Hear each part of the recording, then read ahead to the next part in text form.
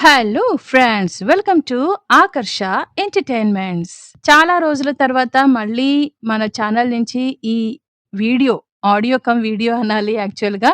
So, ఇదొస్తోంది.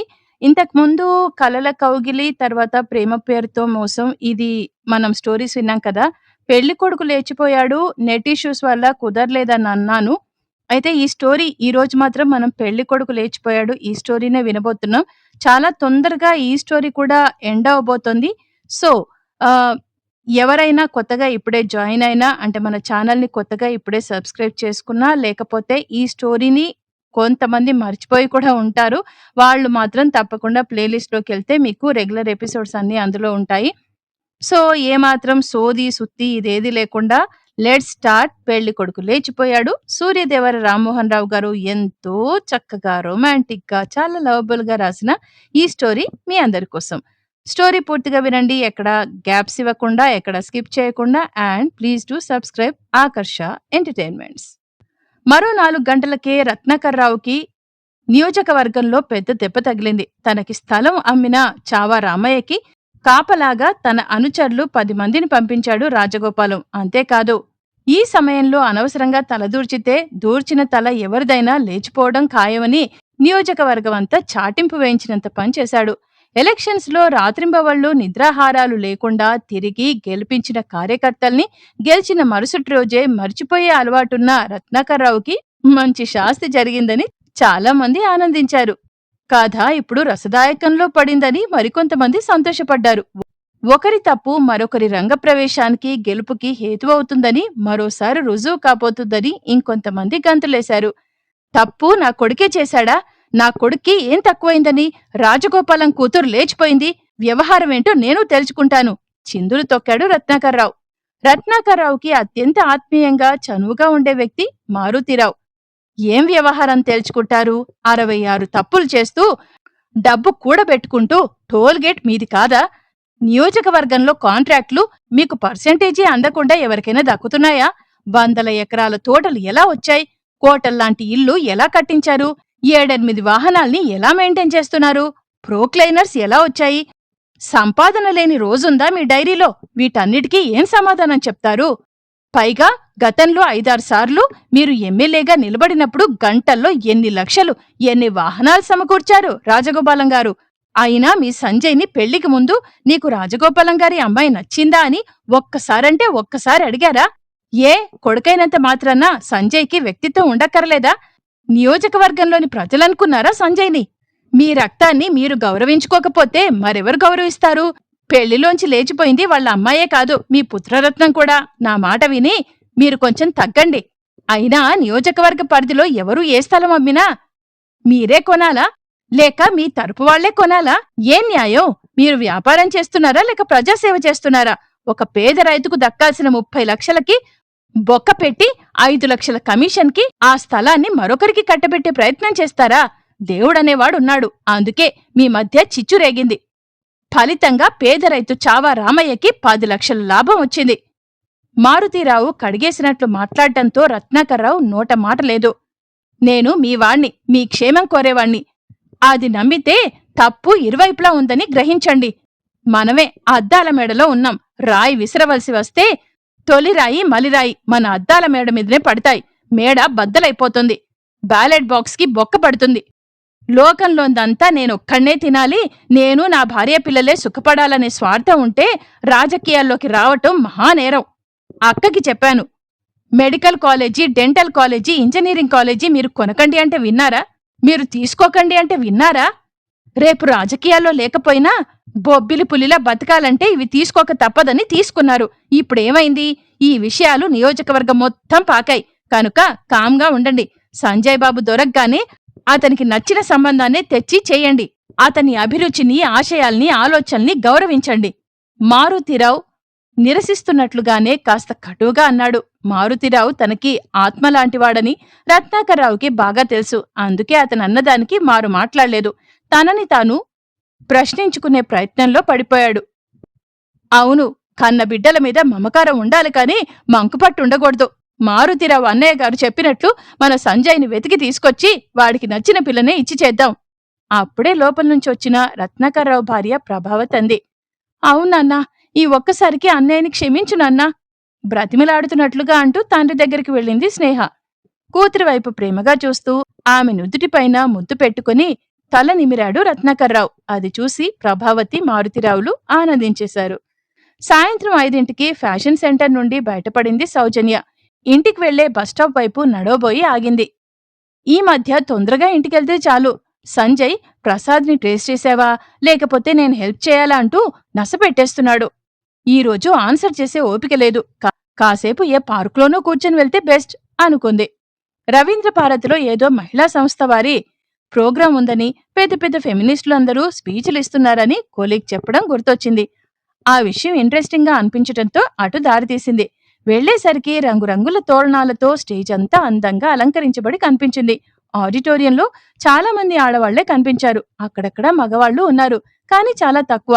Stage మీద 5-6 ఆడవాళ్లు, ఒక మగాయన కూర్చున్నారు. ఒక ఆవిడ అప్పటికే ఉపన్యాసం ఇస్తోంది. ఆడవాళ్ల అలంకరణ అంతా జిగేర్మనిపిస్తోంది. పట్టు చీరలు, ఒంటి నిండా నగలతో చాలా అసౌకర్యంగా కనిపిస్తున్నారు. కానీ ఆ ఫీలింగ్ ని కప్పివేస్తూ పైకి హూందాగా ఉండేలా ప్రయత్నం చేస్తున్నారు. ఆ స్టేజ్ మీదే ఇంకొక ఆవిడ చెవులకి, చేతులకి, మెళ్ళోకి ఆభరణం లేకుండా నేత చీరలో చాలా సాదాసీదగా ఉంది. అలంకరణలతో అలవాటు పడిన కళ్లతో చూడగానే మొదట ఆవిడ చాలా బోడిగా అనిపించింది. కాని చూడగా చూడగా ఎంతో సహజత్వం, సున్నితత్వం, నిరాడంబరంగా, మొహం కూడా చాలా ప్రశాంతంగా ఉన్నట్లు తోచింది. దానికి తగ్గట్టు మైండ్ అడ్జస్ట్ కాగానే స్పీచ్ మీదికి దృష్టి మళ్లించింది సౌజన్య. ఈనాడు సమాజంలో ఆడది ఈ దుస్థితిలోకి రావడానికి కారణం ఎవరు? మగాడే. ఆడదానికి జరిగే సర్వ అనర్థాలకి మూలం ప్రజాస్వామ్య వ్యవస్థే. అందుకే ఈ మగజాతి సమూల నాశనం కావాలి. స్టేజ్ మీద మగాయన బిక్కమొహం పెట్టాడు. సారీ, ఈ మగజాతి దురహంకారం సమూలంగా నాశనం కావాలి. అందుకే స్త్రీలందరూ సంఘటితమై మన స్వేచ్ఛ, స్వాతంత్రాల కోసం పోరాడాలి. నిప్పులు చెరిగే కళ్లతో, ఊగిపోతున్న స్థూలకాయంతో పళ్ళు బిగించి ఆదిశక్తికి మరో రూపంలా నిల్చున్న ఆవిడని చూడగానే సౌజన్య బేజారైపోయింది. అందరూ ఆపకుండా 2 నిమిషాలు చప్పట్లు కొట్టడంతో పూనకం కాస్త దిగింది. తరువాత అతను లేచి నిలబడ్డాడు. శ్రోతల్లో గుసగుసలు మొదలయ్యాయి. ఇంకేం చెప్తాడు, మగజాతిని వెనకేసుకురావడం తప్ప. అయితే అందరి అంచనాలని తలకిందులు చేస్తూ నారీలోకానికి శిరస్సు వంచి వందనం అనగానే ఆడిటోరియంలో ప్రతిధ్వనించేలా కరతాళ ధ్వనులు. స్త్రీ శక్తి స్వరూపిణి. స్త్రీని మించిన శక్తి ప్రపంచంలో లేదు. స్త్రీ దేవత. ఆమెని హింసించిన వారు రౌరవాది నరక కూపాలలో పడతారు. ఆడదంటే ఎవరు? నవమాసాలు మోసి కని పెంచే త్యాగమయి. అటువంటి స్త్రీని బాధలకి గురిచేయడం ఎంత అమానుషం! ఈ మధ్య స్త్రీవాదులందరూ మగాళ్లతో సమానంగా హక్కులడుగుతున్నారు. అది సమంజసం కాదు అంటూ మధ్యలో ఆగాడు. అందరూ ఊపిరి బిగపట్టారు. ఎందుకంటే పురుషుడి కన్నా స్త్రీ ఎన్నో రెట్లు అధికురాలు, సబల. అందుకే సమానత్వమున్న ప్రశ్నే లేదు. అందరినీ లాలించి అన్ని కష్టాలను ఓర్పుతో భరించటం ఒక్క స్త్రీకే సాధ్యం. ఈ పవిత్ర భారతావనిలో స్త్రీని దేవతగా చేసి పూజిస్తున్నారు. పైగా అర్ధనారీశ్వర తత్వం ఎలాగా ఉంది. కాబట్టి శక్తి స్వరూపులైన స్త్రీమూర్తులారా, మేము మీకిచ్చిన ఉన్నత స్థానం నుండి కిందికి జారతామని ఎన్నడూ పట్టుబట్టకండి. సౌజన్యకి పిచ్చెక్కిపోయింది. ఎంత తీపి మాటలతో పొగుడుతూ జోకొట్టాలని చూస్తున్నాడు. దేవతలంట, ఉన్నత స్థానమంట. ఎవరడిగారు ఉన్నత స్థానం? ఈ మాయమాటలతోనే కన్వీనియంట్ గా తమ పెత్తనాన్ని వదులుకోవడానికి సిద్ధపట్టంలేదు. అందరూ చప్పట్లు కొడుతుంటే నిస్సహాయంగా అనిపించింది. నమ్మేస్తారా? ఎంత అమాయకులు! ఒక మంచి మాట కోసం సర్వస్వాన్ని ధారపోస్తారే. ఆలోచనల్లో ఉండగానే ఒక అమ్మాయి కవిత్వం చదవడం మొదలుపెట్టింది. పచ్చటి ములగ చెట్టు లాంటిది స్త్రీజాతి. దానికి పట్టిన గొంగలి పురుగులు మగజాతి. ఏనాటికైనా జరిగేనా మా విముక్తి. సౌజన్యకి ఒంటిమీద తేళ్లు, జరులు పాకుతున్నట్లు ఫీలైంది. ఇంకొక నిమిషం కూర్చోలేక వెంటనే లేచి నిలబడింది. బయటకి నడవబోతుండగా సాదాసీదాగా స్టేజ్ మీద కూర్చున్న యువతి లేచి నిలబడింది. ఈవిడ ఇంకెన్ని షాకులు ఇస్తుందో అనుకుంటూనే ఆగింది. సభకి వేదికనలంకరించిన పెద్దలకు నమస్కారం. నా ఉపన్యాసం మొదలు పెట్టబోయే ముందుగా నేనొక విషయం స్పష్టంగా చెప్పదలుచుకున్నాను. స్త్రీలు దేవతలు కారు, మగవారు గొంగలి పురుగులు కారు. మొట్టమొదటగా వారు మనుషులు. మనిషి దృక్పథంతో మనం సమస్యని చూడాలి తప్ప ఆడజాతి, మగజాతి అంటూ కాదు. గబగబా వెనక్కి తిరిగి వచ్చి ఇంతకుముందు ఖాళీ చేసిన కుర్చీలో కూర్చుంది సౌజన్య. ఇప్పుడు ఆడవాళ్ళందరూ ఎందుకు కొత్తగా తమ సమస్యలను ప్రశ్నిస్తున్నారు? ఇదివరకు సమస్యలు లేవా? అప్పుడు ఇప్పుడు ఉన్నాయి. కానీ అప్పుడు స్త్రీలు చదువుకోలేదు. లోకజ్ఞానం తెలీదు. కానీ ఇప్పుడు చదువుకుంటున్నారు. బయట ప్రపంచంలో అడుగు పెడుతున్నారు. అందుకే వ్యవస్థలో ఉన్నటువంటి తేడాను కనిపెట్టగలుగుతున్నారు. ఈ రోజుల్లో స్త్రీ సమస్యల మీద ఎవరైనా సానుభూతి చూపితే చాలు ఫెమినిజమా అంటూ హేళన చేస్తున్నారు. నిజానికి ఫెమినిజం అన్నది అంత హేళనకి గురవ్వాల్సినది కాదు. ఈ విమర్శలన్నిటికీ సరైన సమాధానం చెప్పాలంటే స్త్రీవాదం మీద మనకి సరైన అవగాహన ఉండాలి. సమాజంలోనూ, కుటుంబంలోనూ, పనిలోనూ స్త్రీలు గురవుతున్న అణచివేత, దోపిడీకి సంబంధించిన అవగాహన కలిగి ఉండి ఈ పద్ధతిని మార్చటానికి స్త్రీలు, పురుషులు చేసే చైతన్యవంతమైన కార్యక్రమమే ఫెమినిజం అని ప్రముఖ ఫెమినిస్టు చెప్పారు. దీని ప్రకారం ఫెమినిస్ట్ అంటే స్త్రీయే అయ్యుండాలని లేరు. పురుషుడు కూడా ఫెమినిస్టే కావచ్చు. కాకపోతే స్త్రీ సమస్యని అర్థం చేసుకునే దృక్పథం ఉండాలి. ఇందాక నా సహ ఉపన్యాసకులు చెప్పారు, స్త్రీ ఎంతో ఉన్నత స్థాయిలో దేవతలా చూడబడుతోందని. అయితే అదెంతవరకు వాస్తవం? సతీ సహగమనం, ఘోష పద్ధతులున్న దేశంలో స్త్రీ దేవతని మీరు చెప్తే మేం ప్రశ్నించడం తప్ప? అంతెందుకు, చైనాలో అతి క్రూరంగా, అమానుషంగా స్త్రీలకి ఫుట్ వైండింగ్ అంటే పాదాలు కట్టేసే పద్ధతి కిందటి శతాబ్దం వరకు ఉంది అంటే నమ్మగలరా? అందుకే దేశాలతో సంబంధం లేకుండా స్త్రీలు తమ హక్కుల గురించి పోరాడారు.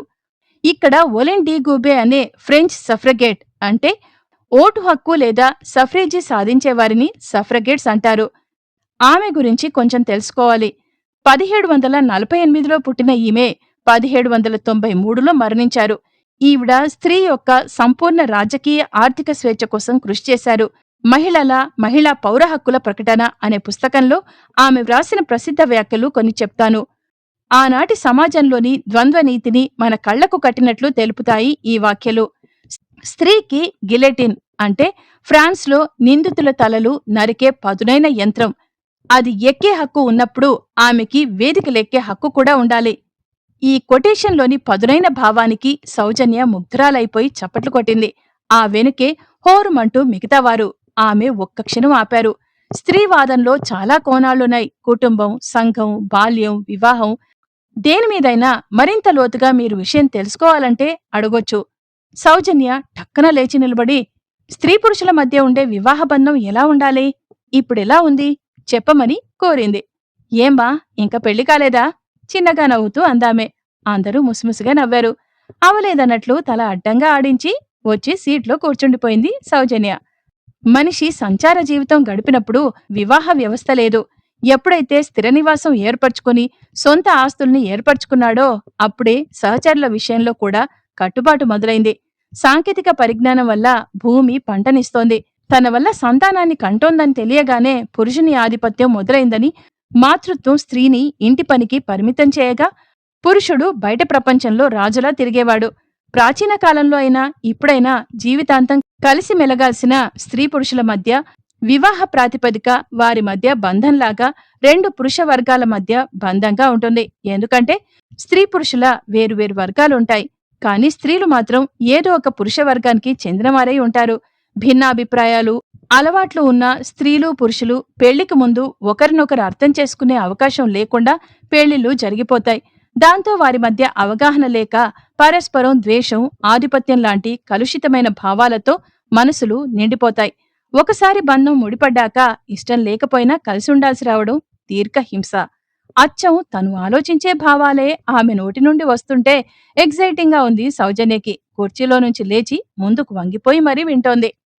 పెళ్లయ్యాక భార్యాభర్తల మధ్య ఉండాల్సిన అవగాహన గురించి చాలా చక్కగా వివరించారు. పెళ్లి కాగానే స్త్రీ తన ప్రత్యేక సంపాదన మొదలుపెట్టాలి.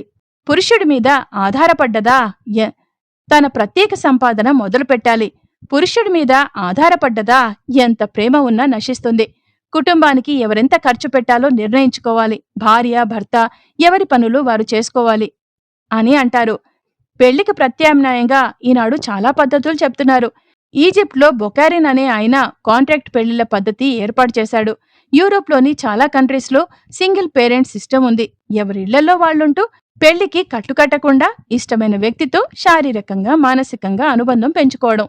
అయితే ఇలాంటి పద్ధతులు పాటించే ముందు వాటి పట్ల అవగాహన ముఖ్యం. వివాహం అనేది సంస్కరించబడితే అదే గొప్ప వ్యవస్థ అవుతుంది.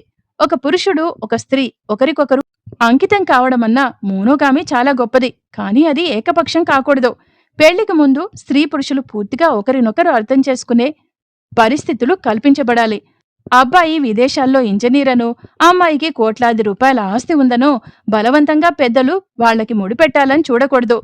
ఒకరినొకరు సరిగ్గా అర్థం చేసుకుని వారి భావాలు కలిస్తే తరువాత సంసారంలో అపశృతులు రావు. చాలా సంసారాలు చూడండి, చాలా చిన్న చిన్న విషయాల మూలంగానే విచ్ఛిన్నమైపోతాయి. ఎందుకంటే ఒకరికి మంచిగా అనిపించే అలవాటు జీవిత భాగస్వామికి భరించలేనంత అసహ్యం కలిగించేది కావచ్చు.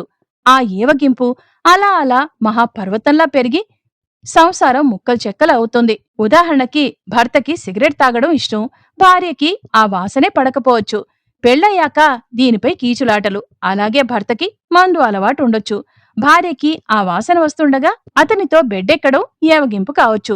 పేకాట, రేసులు, ఆలస్యంగా ఇంటికి రావడం, విచ్చలవిడిగా ఖర్చు చేయటం, పనిలేని పనికిరాని వారితో స్నేహాలు భార్యాభర్తల మధ్య ఘర్షణకి దారితీయొచ్చు. అదే పెళ్లికి ముందే అమ్మాయి అతనితో ఖచ్చితంగా చెప్తే ఈ అలవాట్లు మానకపోతే పెళ్లి జరగదు అని డిసైడ్ చేసుకోవచ్చు. ముందే ఒక సమస్య పరిష్కారమైపోతుంది. ప్రతి చిన్న విషయంలోనూ తన మాటే నెగ్గాలని ఇద్దరిలో ఒకరికైనా ఉండొచ్చు, లేదా ఇద్దరికీ ఉండొచ్చు. ఇది కూడా ఘర్షణకి దారితీయవచ్చు. ఇలాగే ఇష్టాయిష్టాల్ని మంచి చెడు ప్రాతిపదికగా మన్నించుకోవాలి, అభిప్రాయాల్ని గౌరవించుకోవాలి. అప్పుడే పెళ్లి బంధం సుఖమయమవుతోంది. అరగంట సేపు ఆవిడ మాట్లాడినా అక్కడున్న వారెవరూ ఫీలవలేదు. తమకి తెలియని కొత్త కోణాన్ని తెలుసుకున్నట్లుగా ఫీలయ్యారు. మీటింగ్ అయిపోయాక సౌజన్య పర్సనల్ గా ఆమెను కలుసుకుని తనకొచ్చిన డౌట్స్ అడిగింది. ఆవిడ అదే చిరునవ్వుతో శాంతంగా సమాధానాలిచ్చింది. చివరగా ఒక ప్రశ్న అడగాలనుకుంటున్నాను, మొహమాటంగా అంది సౌజన్య. చెప్పమ్మా, మీ వైవాహిక జీవితం?